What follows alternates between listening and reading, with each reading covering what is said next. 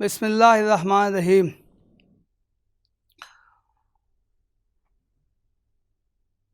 Corona virus نامی مرض نے ایک عالمی وبا کی صورت اختیار کر لی ہے۔ یہ مرض دنیا کے تمام ممالک میں پھیل گیا ہے اور بہت بڑی تعداد میں اس سے لوگ متاثر ہو رہے ہیں اور بہت بڑی تعداد میں لوگ اس کی وجہ سے موت کا بھی شکار ہو گئے ہیں۔ آج کل جو اعداد و شمار آ رہے ہیں اس سے معلوم ہوتا ہے کہ پوری دنیا میں 72 لاکھ سے زیادہ افراد اس کا شکار ہو گئے ہیں اور خود ہمارے ملک میں 2,76,000 سے زیادہ افراد اس سے متاثر ہیں۔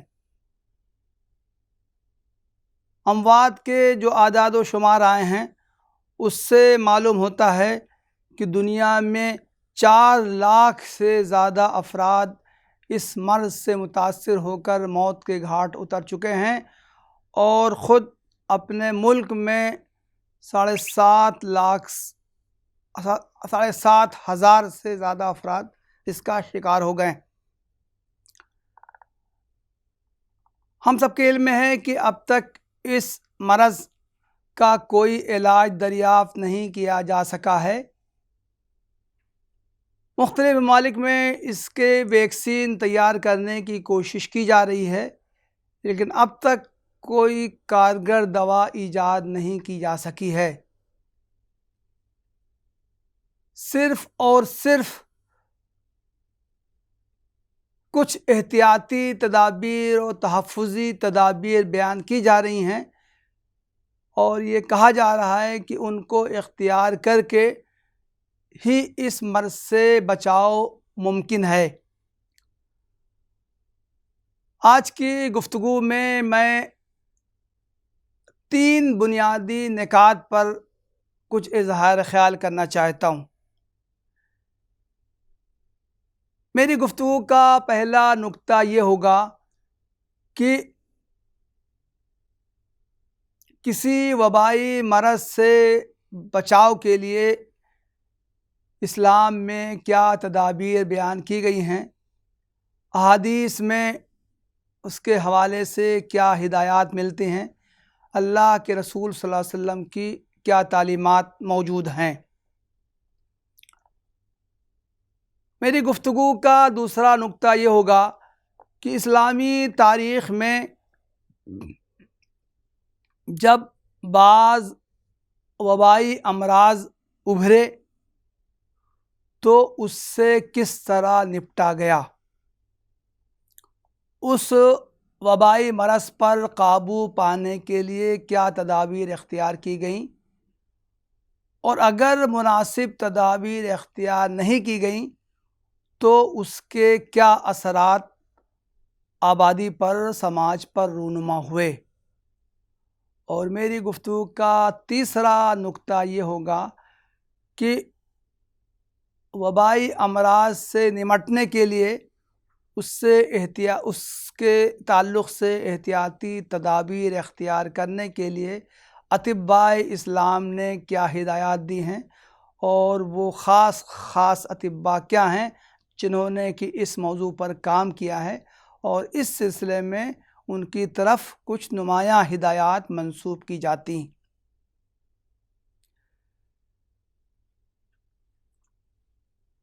جہاں تک اس موضوع کا تعلق ہے کہ اسلام مرض کے تعدیہ کے سلسلے میں کیا نقطہ نظر رکھتا ہے،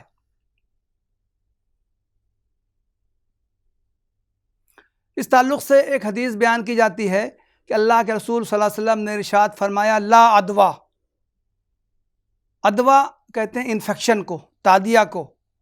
حدیث میں صاف الفاظ میں منع کیا گیا ہے کہ تعدیہ نہیں ہوتا، انفیکشن کا اسلام میں کوئی تصور نہیں ہے۔ لیکن اس حدیث کا مطلب یہ نہیں ہے کہ انفیکشن ہوتا ہی نہیں ہے۔ کوئی مرض ایک شخص سے دوسرے شخص کو لگتا ہی نہیں ہے، یہ اس حدیث کا مطلب نہیں ہے۔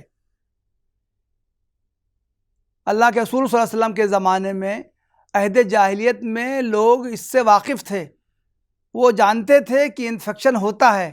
کچھ امراض ایسے ہیں جو ایک سے دوسرے کو لگتے ہیں، انسانوں میں بھی اور حیوانات میں بھی۔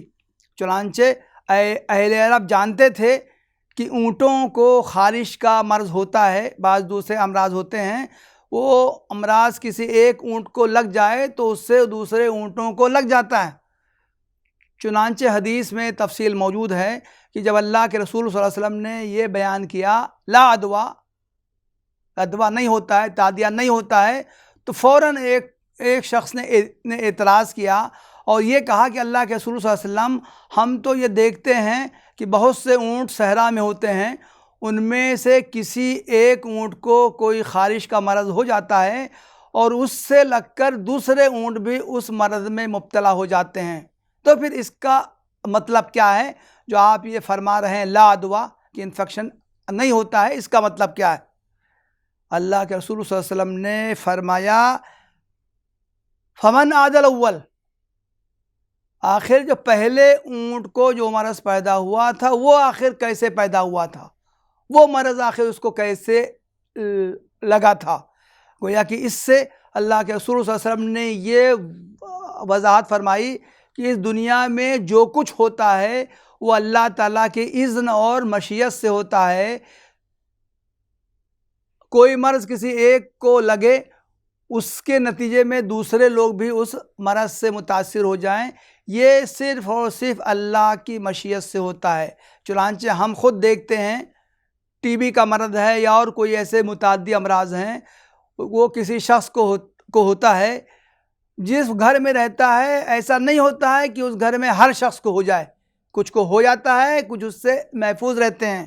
تو گویا کہ انفیکشن کا تصور ہے، تعدیہ کا تصور ہے، لیکن اس میں اللہ تعالیٰ کی مشیت اور اذن کا بھی دخل ہوتا ہے۔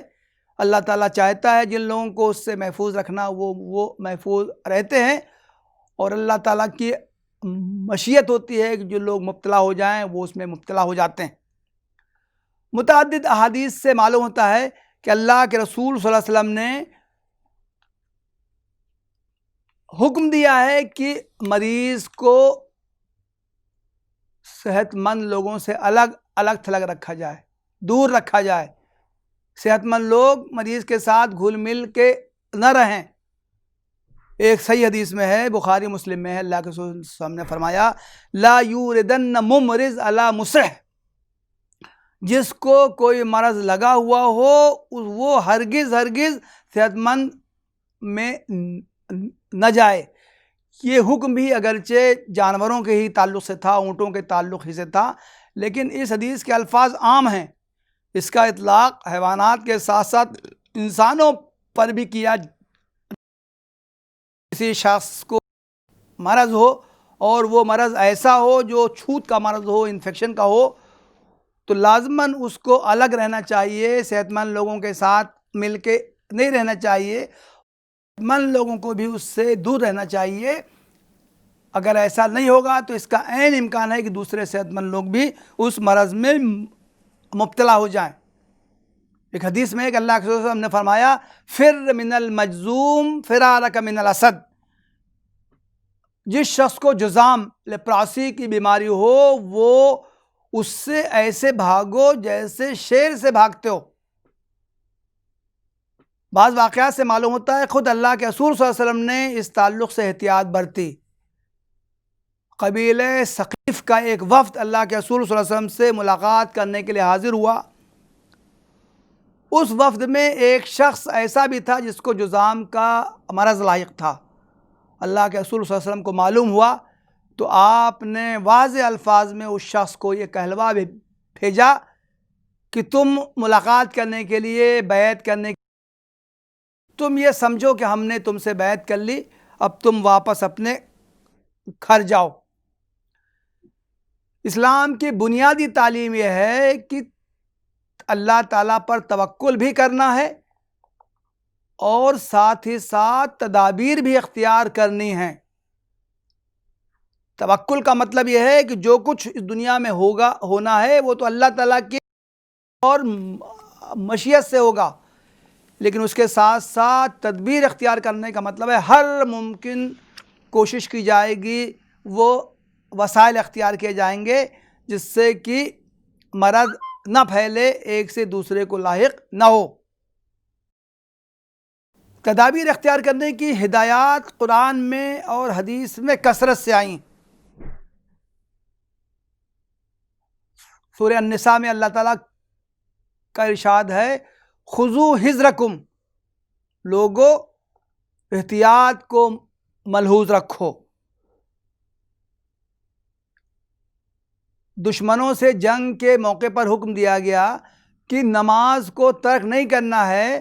دشمنوں سے جنگ کے موقع پر بھی نماز کا وقت آ جائے تو تم کو نماز پڑھنا ہے، لیکن اس موقع پہ بھی ہوشیار رہنا ہے، اسلحے سے لیس رہنا ہے، تاکہ اگر دشمن اچانک حملہ آور ہو جائے تو مسلمان ہتھیاروں سے دور نہ رہیں بلکہ فوراً ان سے جنگ کرنے لگیں۔ قرآن کریم میں حکم دیا گیا ہے، وَأَعِدُّوا لَهُم مَّا اسْتَطَعْتُم مِّن قُوَّةٍ، تم دشمنوں سے مقابلہ کرنے کے لیے جتنا بھی تم طاقت و قوت فراہم کر سکتے ہو تو تم فراہم کرو۔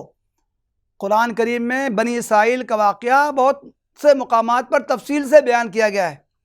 اللہ تعالیٰ نے حضرت موسیٰ علیہ السلام کو حکم دیا کہ آپ کی دشمن آپ کا تعاقب کر سکتے ہیں بنی اسرائیل کا، اس لیے آپ بہت احتیاط کے ساتھ مصر سے نکلیں، رات کے وقت نکلیں، خاموشی سے نکلیں تاکہ دشمن کو پتہ نہ لگ پائے۔ اللہ کے رسول صلی اللہ علیہ وسلم نے جب مدینہ ہجرت فرمائی تب مکے سے، تو آپ نے 3 دن تک غار ثور میں پناہ لی۔ دشمن آپ کو تلاش کرتے کرتے تھک گئے، جب وہ ہمت و ہار گئے، تلاش کرنا انہوں نے چھوڑ دیا یا کم کر دیا، اس کے بعد آپ غار ثور سے نکلے اور ایک غیر معروف راستے سے ہوتے آپ مدینہ پہنچے۔ یہ تدابیر اختیار کرنا زندگی کے ہر معاملے میں، لیکن خاص طور سے علاج کے معاملے میں اللہ کے رسول صلی اللہ علیہ وسلم نے اس میں حکم دیا اور تدبیر اختیار کرنے کی تاکید کی۔ تدبیر کے تعلق سے ایک بہت مشہور حدیث ہے جس سے کہ توکل اور تدبیر میں توازن کا علم ہوتا ہے۔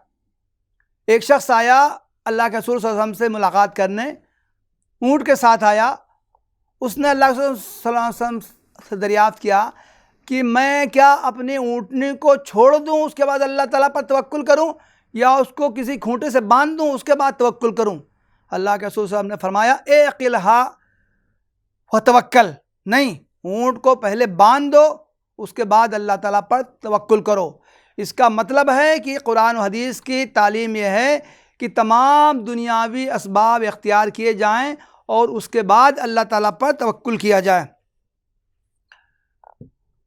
مرض کے تعلق سے بھی اسی طرح کی ہدایات ملتی ہیں۔ اللہ کے رسول صلی اللہ علیہ وسلم نے فرمایا، ما انزل اللہ داء الا انزل لہ شفاء، اللہ تعالیٰ نے کوئی مرض ایسا نازل نہیں کیا ہے مگر یہ کہ ساتھ ہی اس کی شفا بھی نازل کی ہے، اس لیے مرض سے بچنے کی ہر ممکن تدابیر اختیار کی جائیں گی۔ جہاں تک خاص طور سے یہ وبائی امراض کے تعلق سے بھی حدیث میں واضح ہدایات ملتی ہیں اور ان سے بچنے کی تدابیر کا تذکرہ ملتا ہے۔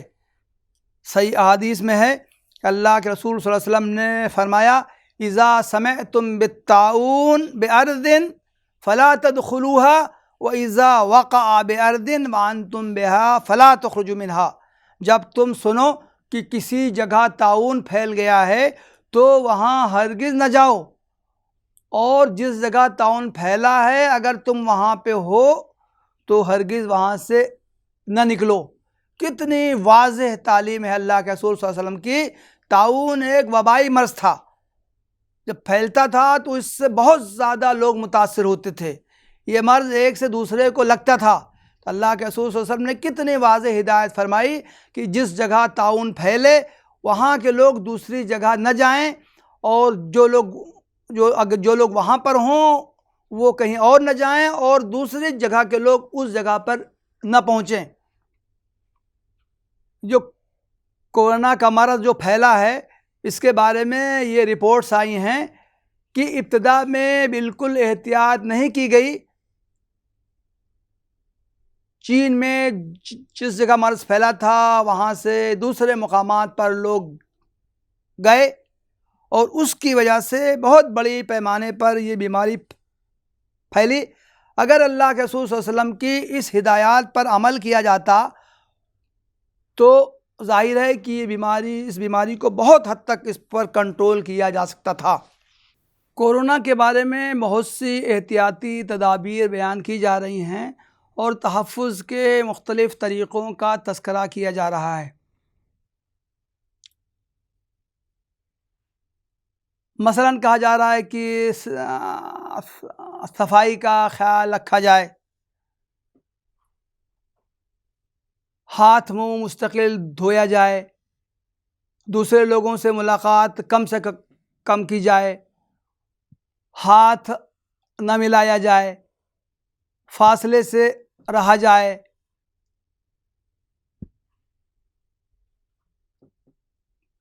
بات کرتے وقت یا چھینکتے وقت منہ پر ہاتھ رکھ لیا جائے، منہ کو ڈھک لیا جائے۔ دیکھا جائے تو اسلامی تعلیمات میں یہ تمام ہدایات ملتی ہیں۔ عام زندگی کے معاملات میں بھی ان کا حکم دیا گیا ہے اور خاص طور سے امراض سے بچاؤ کے لیے تو ان کی غیر معمولی اہمیت ہے۔ اللہ کے رسول صلی اللہ علیہ وسلم کا ارشاد ہے ان اللہ نظیف یحب النظافہ، اللہ تعالیٰ صاف ستھرا ہے، وہ صحت و صفائی کو پسند کرتا ہے۔ فنظفوا افنیتکم، تم اپنے گھروں کو، صحن کو، گھروں کے آس پاس کے علاقے کو صاف ستھرا رکھو۔ اللہ کے رسول صلی اللہ علیہ وسلم کی واضح ہدایت ہے، کوئی شخص سونے کے بعد اٹھے تو فوراً پانی میں ہاتھ نہ ڈال دے بلکہ وہ پہلے اپنے ہاتھ کو دھوئے، اس کے بعد میں پانی کا استعمال کرے۔ منہ کو صاف کرنے، دانتوں کو صاف کرنے کی غیر معمولی ہدایت کی گئی ہے، مسواک کرنے کا حکم دیا گیا ہے۔ حدیث میں اللہ نے فرمایا کہ اگر مجھے اندیشہ نہ ہوتا کہ میری امت مشقت میں پڑ جائے گی تو میں اس کو برابر مسواک کرنے کا حکم دیتا۔ اللہ کے رسول صلی اللہ علیہ وسلم کی واضح ہدایت ہے کہ جب تم میں سے کسی شخص کو چھینک آئے تو وہ اپنے منہ کو ڈھک لے۔ یہ تمام ہدایات اس بات کو ظاہر کرتی ہیں کہ اسلام نے زندگی کے عام معمولات میں صحت و صفائی، نظافت کا حکم دیا ہے، اور خاص طور سے ایسے موقع پر جب کہ کوئی وبائی مرض پھیلا ہو تو ظاہر ہے کہ ان تمام ہدایات پر عمل کرنا اسلامی نقطۂ نظر سے مطلوب ہے۔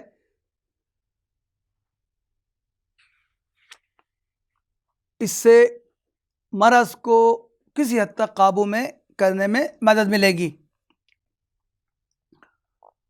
دین کی دوسری تعلیمات بھی ہیں۔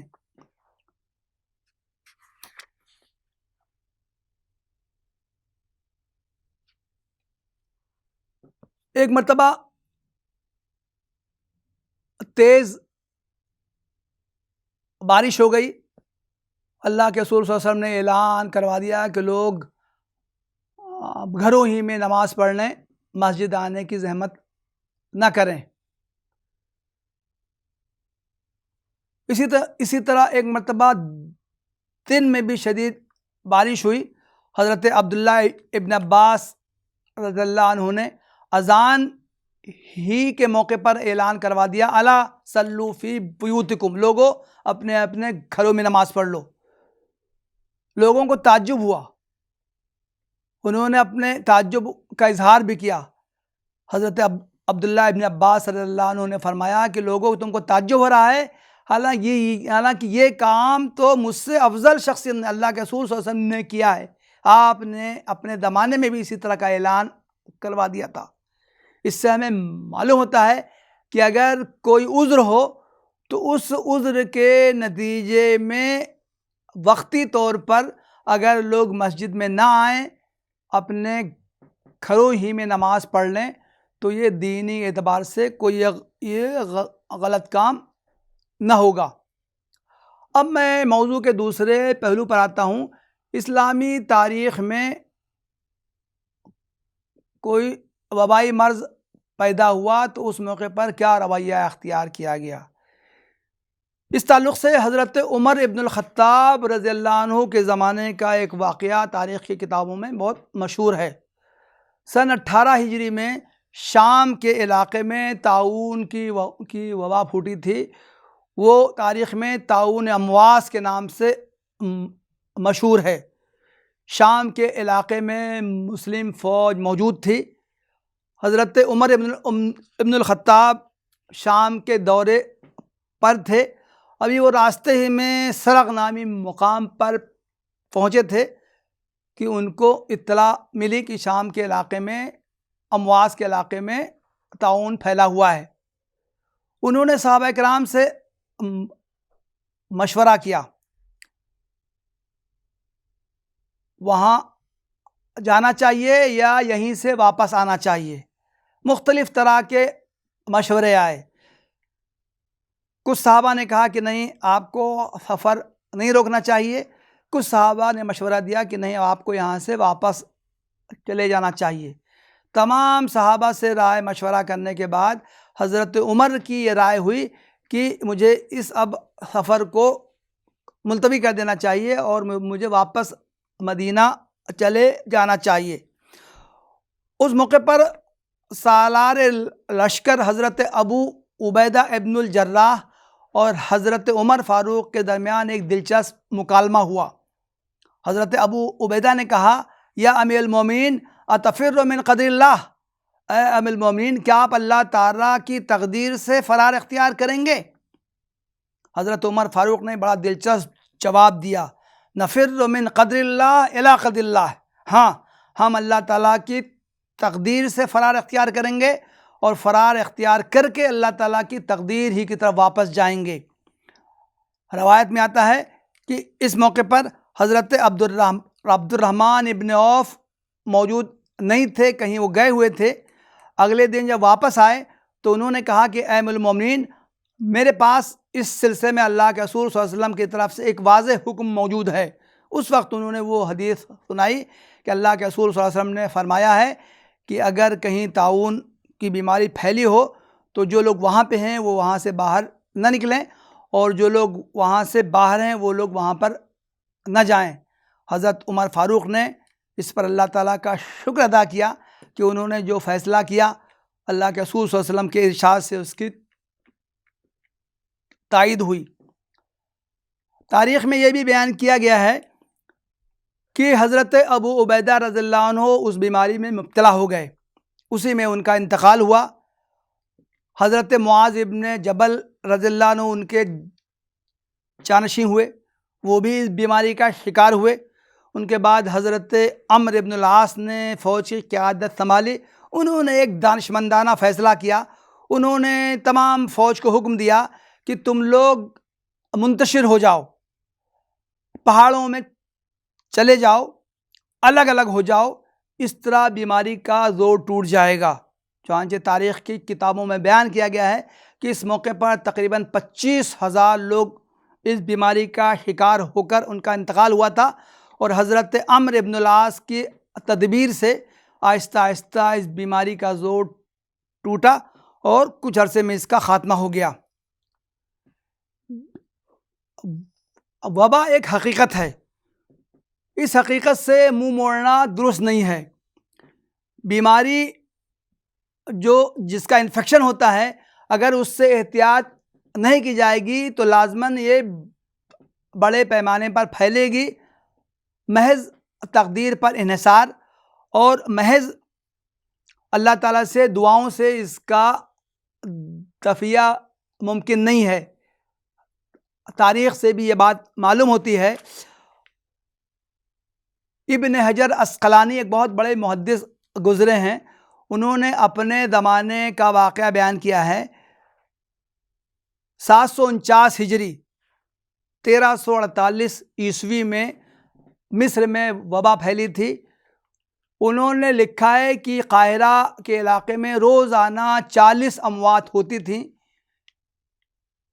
لوگوں نے اللہ تعالیٰ سے دعا کرنے، اجتماعی طور سے دعا کرنے کے لیے لوگ ایک جگہ اکٹھا ہوئے اور انہوں نے اجتماعی دعا کی۔ اس کا نتیجہ یہ ہوا کہ دعا کے بعد 1000 لوگ روزانہ بیماری سے متاثر ہو کر مرنے لگے۔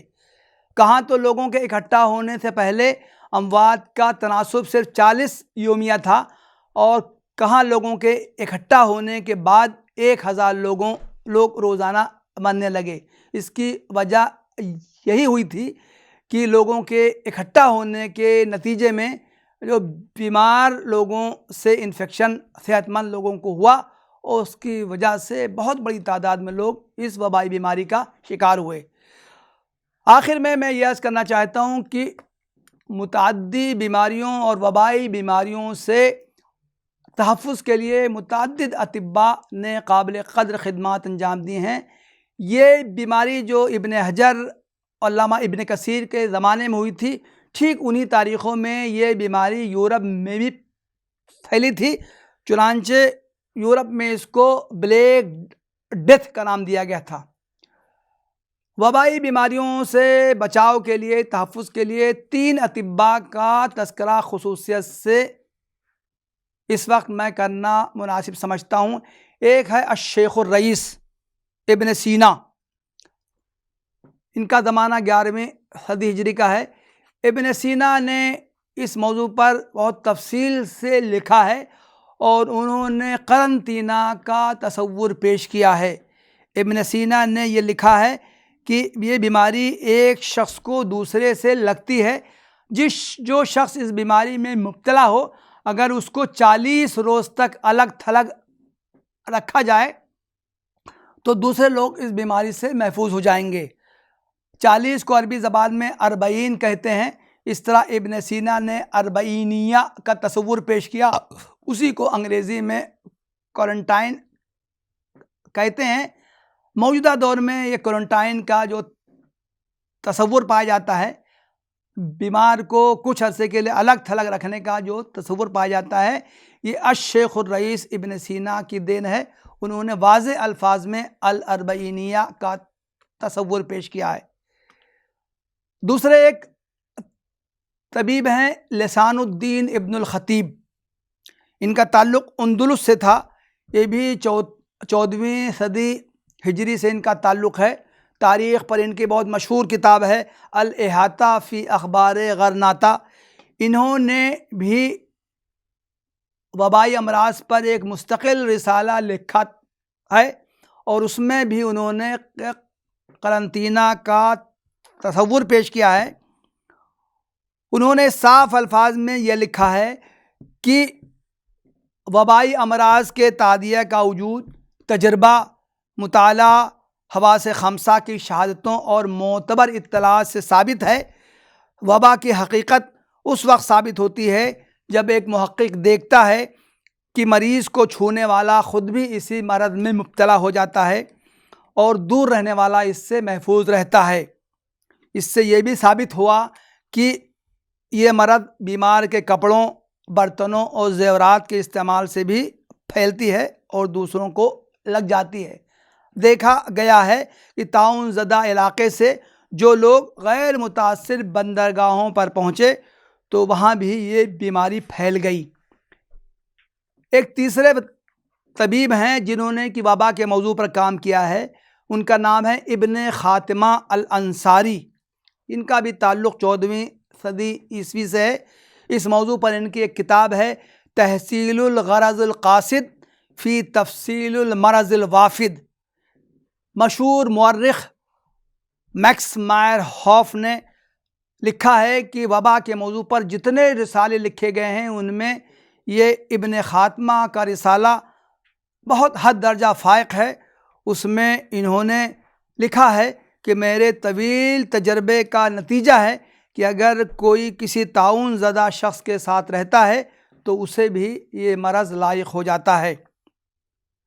کورونا کے بارے میں جو احتیاطی تدابیر بیان کی جا رہی ہیں، طہارت و نظافت کا خیال رکھا جائے، بدن کو صاف ستھرا رکھا جائے، چھینکتے وقت منہ کو کپڑے ہاتھ سے ڈھکا جائے، ہاتھوں کو بار بار دھویا جائے، ملاقاتی سے 1.5 میٹر کا فاصلہ رکھا جائے، متاثرہ افراد سے ربط نہ رکھا جائے، دوسرے لوگوں سے سماجی دوری بنائے رکھا جائے، قرنطینہ کی بات کی جا رہی ہے، میل جول کم سے کم کر کے گھروں میں رہنے کی تاکید کی جا رہی ہے، متاثرہ افراد کا دوسری جگہوں پر جانے سے روکا جا رہا ہے، دوسرے لوگوں سے ملنے سے روکا جا رہا ہے۔ کورونا کے بارے میں یہ تمام ہدایات جو اس وقت دی جا رہی ہیں اس کا ثبوت اسلام کی تعلیمات میں بھی ملتا ہے۔ اللہ کے رسول صلی اللہ علیہ وسلم کی اس کے بارے میں واضح ہدایات ہے۔ اسلامی تاریخ میں بھی ان ہدایات پر عمل کیا گیا ہے۔ اس کے نتیجے میں متعدی امراض سے بچاؤ کی کامیابی کے ساتھ اس کی تدابیر اختیار کی گئی ہیں، اس پر عمل کیا گیا ہے، اور تاریخ کے جس زمانے میں بھی ان احتیاطی تدابیر کو ملحوظ نہیں رکھا گیا ہے، تاریخ میں یہ ریکارڈ موجود ہے کہ وہاں یہ بیماری بہت تیزی سے پھیلی ہے۔ اذکار، دعائیں، عبادات سے اس بیماری پر قابو پایا نہیں جا سکا ہے، اور وبائی امراض کے دفعے کے لیے، اس کی روک تھام کے لیے مسلم اطباء نے غیر معمولی کام کیا ہے۔ اس کو قدر کی نگاہ سے دیکھا گیا ہے، اور مورخین طب کی اس کی اہمیت تسلیم کی ہے۔ وآخر دعوانا ان الحمد للہ رب العالمین۔